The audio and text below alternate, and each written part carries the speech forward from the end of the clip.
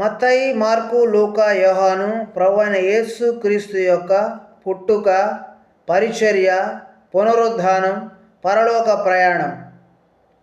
44వ పుస్తకం అపోస్తులుల కార్యములు, పేతురు పౌలు పరిచర్య. 45వ పుస్తకం రోమీలకు వ్రాసిన పత్రిక.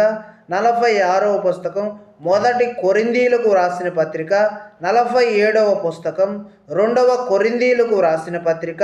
48వ పుస్తకం గలతీయులకు వ్రాసిన పత్రిక. 49వ పుస్తకం ఎఫెసీయులకు వ్రాసిన పత్రిక. 51వ పుస్తకం కొలస్సీలకు రాసిన పత్రిక. 52వ పుస్తకం మొదటి తెస్సలోనికయులకు రాసిన పత్రిక. 53వ పుస్తకం రెండవ తెస్సలోనికయులకు రాసిన పత్రిక. 54వ పుస్తకం మొదటి తిమోతికి వ్రాసిన పత్రిక. 55వ పుస్తకం రెండవ తిమోతికి వ్రాసిన పత్రిక. 56వ పుస్తకం తీతుకు వ్రాసిన పత్రిక. 57వ పుస్తకం ఫిలోమోనుకు వ్రాసిన పత్రిక.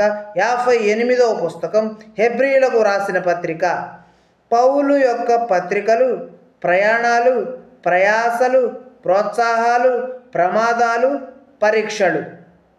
45వ పుస్తకం నుంచి 58వ పుస్తకం వరకు పౌలు యొక్క పత్రికలు, ప్రయాణాలు, ప్రయాసలు, ప్రోత్సాహాలు, ప్రమాదాలు, పరీక్షలు. మరి 59వ పుస్తకం యాకోబు, అంశము పనులు, విశ్వాసం.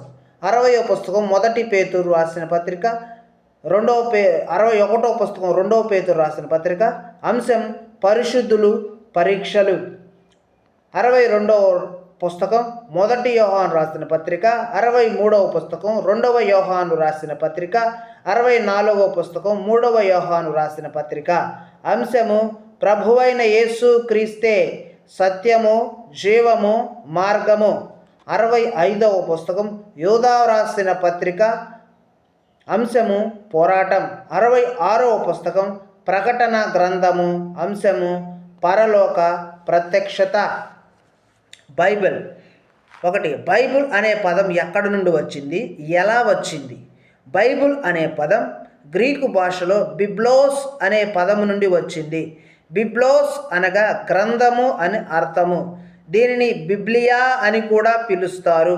ఈ విధంగా బిబ్లోస్, బిబ్లియా అనే పదముల నుండి హోలీ బైబిల్, పరిశుద్ధ గ్రంథము అనే పేరు వచ్చింది.